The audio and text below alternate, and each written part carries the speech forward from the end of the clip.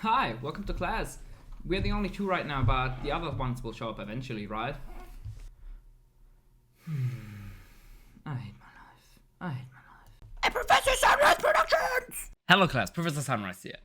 As some of you have maybe seen, your boy did something pretty good. I got top 8 at the German Nationals, playing, of course, Dragon Link. I was in the feature match in the top 32, and I really overperformed there. Sadly, I had to face a lot of Kashtira, and I couldn't make it as far as I could have made it. I was just a little unlucky on that part. Of course, winning against Kashtira needs some luck, so the luck got counterweight a little bit in there because I still won a fair bit amount against Kashtira. But overall, I would say I was a little unlucky in this tournament, and I could have gone way further if I haven't played against as much Kashtira as I did. But anyways, it's still an amazing performance. Top 8 is crazy for Dragon Link in my opinion. So in this video, we'll be going in an in-depth deck profile and maybe like kind of like a tournament review or like what happened in my tournament. We'll be going over the matchups I had, the matchups I expected, how I prepared my deck for the matchups that I expected, and just overall my thoughts and what I thought about the deck, what I would change, what the future of Dragon Link holds. All of that will be in this video. So without further ado, don't forget to like, subscribe, leave some feedback down in the comment section below, and let's get right into the video. So before we go into the card by card, let's quickly go over what I expected the matchups would be and what they actually were. So I expected, of course, some cash. I was taking the top 2 from the France Nationals as a reference, playing against 2 cash. I think that was a little bit of a low roll, and I expected to play like 3 to 4 cash. Spoiler alert, I played against 6 cash Tira in the whole run, even playing like 3 less rounds than the guy did in the finals. So I think the person in France definitely high rolled there, playing against a very little cash. And as you can see in their main deck, they did not really prepare for cash altogether. My whole main deck is built around beating cash, and it's basically all I try to do. But more on that later. I also expected a lot of Runic Life Twin Sprite or overall Runic variants and Life Twin variants. Being mostly Runic variants, of course, but also some Life Twin Sprite variants without the Runics. I think that was a very good call for the meta, and I was very confident in that matchup. Then I also expected some Branded and some Labyrinth, especially Labyrinth winning the Nats, of course. I expected that, but because we beat those matchups fairly well, I was mostly just focusing on beating Kashtira with the non-engine cards, because our Bystials are so good against against all of those decks. Our Bystials are basically non-engine and engine combined, and we just needed to focus on beating opponents' Bystials, because I expected a lot of them. There were way fewer than I actually anticipated. I think I got like Bystials like twice, and one of them was in the mirror, I think. So I would prepare for that differently the next time, and I would have to prepare even more for cash. So I just was scared of cash, opponents' Bystials post side, and some floodgates runic stuff, which was basically all I was trying to prepare for with this deck. What my actual matchups were, I got these beautiful cheats here. I probably cannot see it. Round 1 I had against Mathmech, I won that. Round 2 I had against Salad, I won that. Round 3 against Sprite Bystial main deck, I won that as well. This is where I got Bystials a little bit. Round 4 I get against Dragon Link, Mirror, I won that as well. I high rolled there, the opponent just bricked a little bit, and I crushed them. Round 5 against Kashtira, this is where I lost the die roll, but I won thanks to an insane game 1. I didn't get shifted, that's the only way how you can win these actually. Round 6 against Rika, I won that. Round 7 against Kashtira, this is where my first loss was. Round 8 against Heroes, I won that. Round 9 against Kashtira, I won that. I think I lost the die roll. No, I won the die roll. That was the only time I won the die roll against Kashtira. Round 10 was against Kashtira, I lost there as well. Round 11 was against Runic Life Twin Sprite. Shout out to my opponent that round, who was a buddy of mine. I won that pretty convincingly, but that's the nature of the matchup. Round 12, like top 32, I got against Life Twin Sprite. You saw it in the feature match. I won that pretty convincingly, even more convincingly than the Runic variant, of course, because the Runic variant is the best thing against us in this matchup. Round 13 against Kashtira, lost the die roll there. I got lucky in the third game that the opponent bricked, but they went undefeated the whole tournament, so them bricking at some point is to be expected. Of course, it still feels unlucky, but at some point it has to happen, right? And I was the lucky conceivant of that. Of course, if we've won the die roll or didn't get shifted game 1, things could have looked very differently. And then round 14 against Kashtira again, top 8. Still lost the die roll, and I got 2-0 there because game 1 I didn't have the out, and game 2 I kind of bricked, and the opponent had 3 ashes, and my only plays were from Dragon Ravine. and a Magnumid, and the one Magnumid got ashed, and the 2 Dragon Ravines got ashed as well, and I just minus way too hard of that. So these were my matchups. Let's get into the card by card. We get for the Bystial package 3 Lebellion, 3 Magnum, this is standard, and I was on 3 Serenia. Serenia is not only a very good Bystial, of course, and I expected Bystials to be pretty decent, which they weren't too great. They were definitely not that and all bricky, but they weren't that great. It's also like a very nice consistency tool, because if you have Serenia plus any Bystial, you basically already have Seal plus Branded Beast, and I play my Dragon Link pretty control heavy, similar to Bystial Control, and I'm very happy with just having Seal plus Branded Beast already. Everything else is extra, but this is all I really want to get to. I don't really feel like dark locking myself and going for like heavy combo lines, because I think these lose to board breakers, which were pretty prevalent all tournament, and I just didn't feel like losing to these too hard. And if I get Evenly or a Dark Rooter, this is super fine because I cannot really die anymore. And I just outgrind my opponent, and I just go for a very minimalistic end board, and Serena really helped with that. Of course, against everything where Bystials are great, these cards overperformed as well, and they were just really solid disruptive tool and engine tools. Then only 1 Druid, 1 Baldrake, of course. You don't need more. I would always play the Baldrake, especially with Bystials being so good. And then Regained and Branded Beast. No space for something else there. By the way, we are on 43 cards. From siding patterns, I did side out against Kashtira. I did always side out 1 Lebellion and 1 Serenia, because you only really have space to play 1 Bystial anyways. Like if you get shifted, you don't want to see any of these apart from 1. You have 3, 4, 5, 6, 7. You can't really use these, but if you don't get shifted, you have 9, and you only really want to see 1 of them. So against Kashtira going second, I sided those 2 out a lot of times, and I can only recommend you guys do that as well, or try it out. It was really helpful in my opinion. Then for the Chaos stuff, of course, 3 Safer, best card in the deck next to Lebellion, 3 Chaos Space. What's insane, of course, the whole day didn't really get ashed all too much. A lot of people were in ash, but every time I did get ashed, I still had like a normal summon with it, and I could just extend through that. But I think that's also because of my deck building. I played a lot of normal summons, just so that I can extend through these. Then, of course, the Baby Dragons, a Levy, and a card I would 100% cut. The 43rd card is the Chaos Imperator. I was on the fence about it. I didn't really miss it in my testing the whole time. I wasn't playing it. Then, like, right before the turn, I was like, wait, this card is insane. And every time I played it, it just was so broken. I never searched it the whole tournament. I never needed it. I think the reason for that is that you have like so many things already which you want to search. With this card doesn't really come up unless you already have a Safer in the graveyard with a Lebellion or a Levy to get back. You already have access to the Rocket Engine, which is way better. If you have both of these things, then you would be searching the Chaos Emperor, but you don't really need it at this point. In this card, you can also just search a Levy, and you just win the game way faster. And the Chaos Emperor just never really came up. Apart from once where I started it out, because at this point I was just always siding it out, going first or going second, basically, because I was only playing against Kash anymore.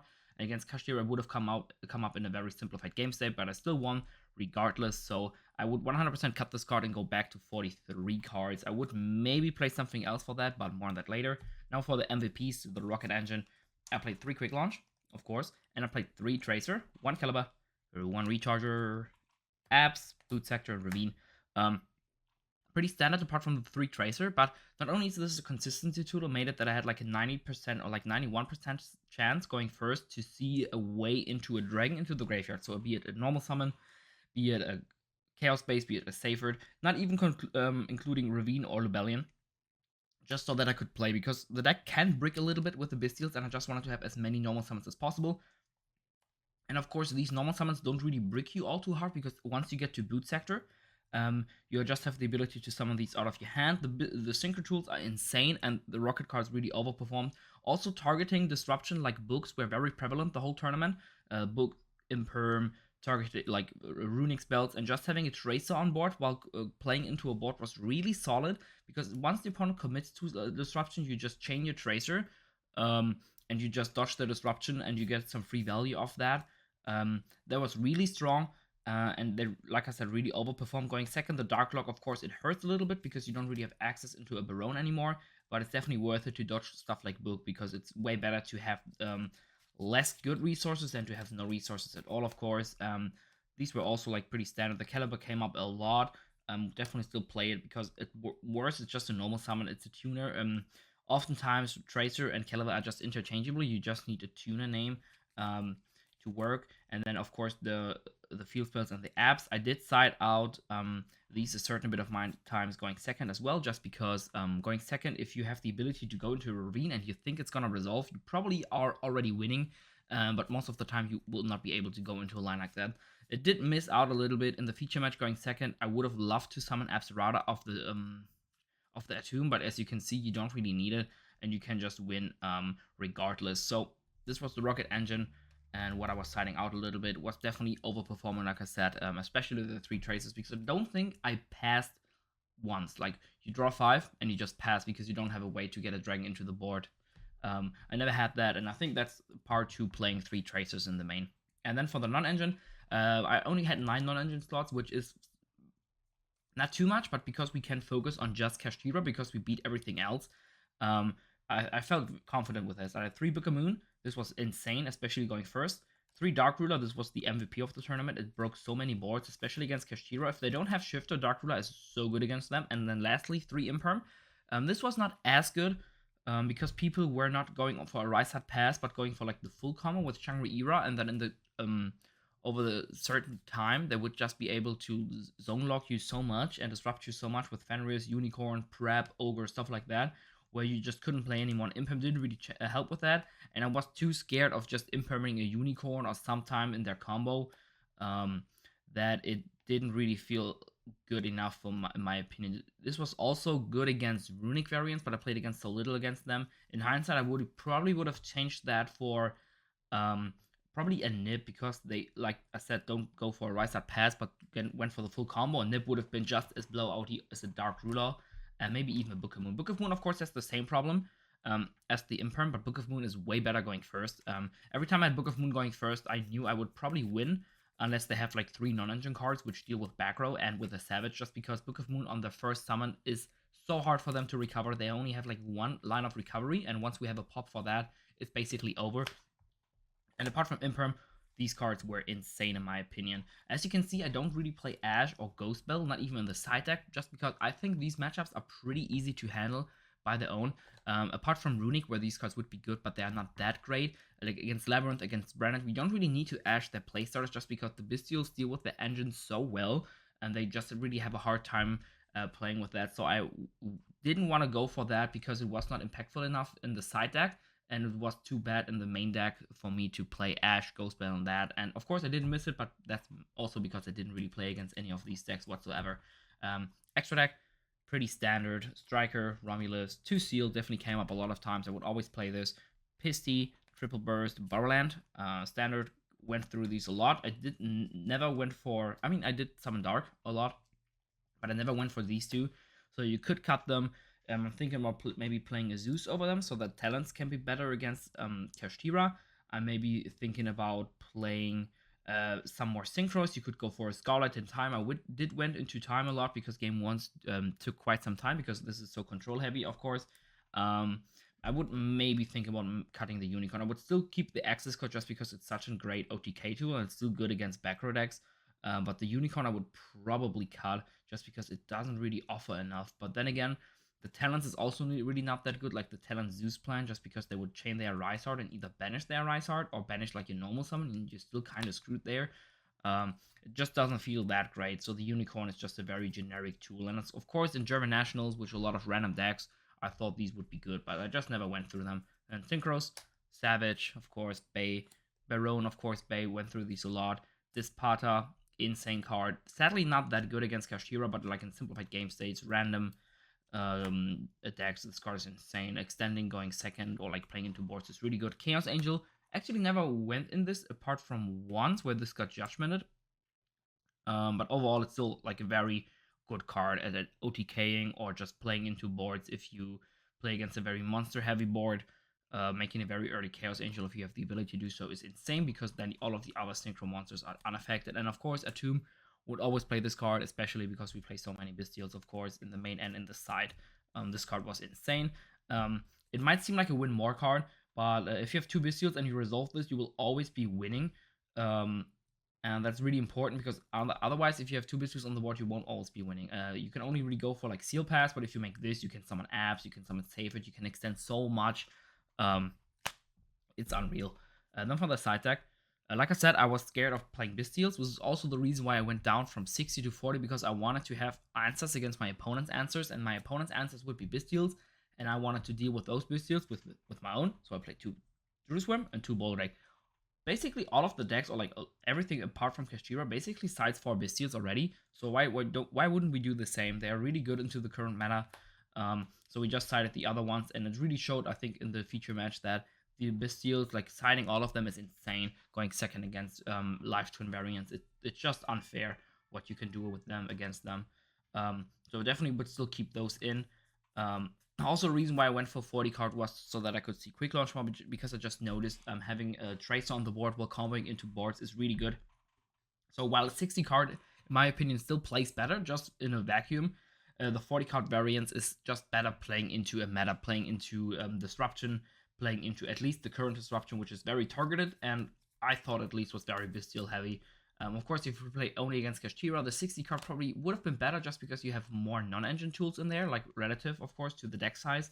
But of course, you cannot expect to play 6 Kashtira, in my opinion, and in the German Nationals. Then play 3 Cosmic, mainly against Fountain, but also against like random Floodgates. You can always deal with 1 Floodgate, but once they're like 2 or 3 Floodgates, it can be really hard. So Cosmic would have been decent. That never sided it in, I think, just because it didn't really play against those matchups. Never played against the Runic variant or Labyrinth variant whatsoever. 3 Book of Eclipse, this card was insane. A reason why I like this as the board breaker was because it is really good going first as well. Of course, they do play into lands, but at some point you just have to make a concession. You cannot play around a Rysart, a Shifter, and a Lance, and I think the Lance was the least of my focus because not nearly all of the Kashtira players were on it. So this card was insane because, of course, it's just not as good, but basically as good going first as Book of Moon. Giving them a draw can be hurtful, but overall it doesn't really matter all too much because they mostly are on board breakers. So this card was insane. 3 Talents. In theory, this was insane because it's also really good to counter the opponent's Bystials they throw on us. Just taking the Bystial, making an Attuned with another Bystial we have is insane. To still combo off if you get Bystialed. But overall, it is also really good solid card going second against certain decks, but I did not really see it, I think, once. I sided it in quite a bit, but I never saw it, which is unlucky if I say so, but this probably could have been swapped out because there was not really all too many Bystials, and this was mostly there against that, so I could see myself just playing a Floodgate over it or playing more hate against a Kashtira in the future. And then lastly, I had 2 slots. These were 2 Kaijus before, but Kaijus weren't really doing all too great for the same reason that Impermanence wasn't doing all too great, and I wanted to have something different there, so I decided 2 Nibiru's. They won me a game against Rika, so they definitely pulled their weight, but overall, apart from that, I did not really see it. I always sided it in going first or second against Kashtira because they weren't really respecting like Nib at all, even when Rysart passes so good against us, because they're way more scared of books, imperm, stuff like that. But I just sadly never saw it. Could have won me a few more games if I've saw it, I think. But yeah, that's it for the extra deck, side deck, sorry. Quick addition, because I forgot to mention it. I was not playing the black metal package because while I don't really miss it going first, it can be very good there, of course, for going like big combos. That was not really my game plan. I was perfectly fine with just having Ceremonial plus normal summon and going for Seal, Branded Beast, Resolved Magnum Pass, because I expected a lot of Evenlies. I expected a lot of Dark Rulers. Evenly is also something which I'm taking into consideration playing, and you don't really need to have the big board there, because once the opponent goes into the battle phase and we have only used like 2 cards or like 3 cards to combo, we just have so much follow-up for the next turn, and we will most likely just win out flat out there. So I didn't really need it going first, and going second, I would felt way more comfortable playing just a normal summon Rocket Tracer, and like I said, then just play around with that, and then play with the Bystials, play with the Quick Launch, your Chaos Base, stuff like that, and just get into the game with that, and have just a way more resilient, while less impactful normal summon going second. And then the last thing, which I would cut for the 1 Chaos Emperor, sorry, would be maybe one Noctovision. It can be a very good search target of the Seyfried plus Epsilon route, so I didn't have a target for that, but it never really came up. So you probably don't really need it, though it can be a very decent card, and it's a very strong extender just by itself going first. And because I always cited out the Noctovision / Chaos Emperor slot anyways going second, I would just do the same with that, and Noctovision would have been more impactful going first. This is also like a very decent card. You can summon off a tomb just so that you can turn 2 dragons into 2 dragons again, but just with an additional draw, right? So it's just so free and offers some utility the deck didn't have before, while the Chaos Emperor was, of course, a very strong tool if you search it, but if you never search it, it's just random, right? So you don't really need that. But apart from that, the deck was very good in my opinion. So that's basically it with the profile, what you can expect from this channel in the future until the YCQ in Utrecht, like the European Championship. I will be going over my feature match because the cast is of course doing an amazing job and they're like really wholesome people overall. Shoutouts to you guys, of course, if you see this. Is I really want to go over that because the casters have limited information. Of course, they only see what's on the board. They have very little information about what the interactions are between the player, what we are talking about, and they, of course, have no idea what is in my mind. So we'll be going over the feature match, what my thought process was, what comboing off, what I could have done better, what the opponent could have done better, etc., etc. I will be taking a look at the Salt Synchron Dragon lists. I will be theory crafting there hopefully on Wednesday stream, so definitely check out the link in the description below. I'm trying to stream a little bit more again. Haven't done that in the past few weeks, maybe even month, I don't know. But I will be theory crafting with that, but I don't think I'm a huge fan of that. I really like the Dragon Link overall, though a few buddies of mine have tested with some Soul Synchro lines, so maybe I can get some goo off there, but maybe I'm not allowed to share it anyways, and I will just theory craft my own shit. But yeah, definitely expect that. I'm not 100% sure if I will be going to the YCQ, sadly, because I might have to work or it's just too expensive for me. I don't have a ticket yet. I will be taking a look if I can get one today and then seeing if I find a good hotel or if I get the time. But apart from that, hope you guys enjoyed today's class. You guys are dismissed and free to leave. Professor Sunreis out. Peace.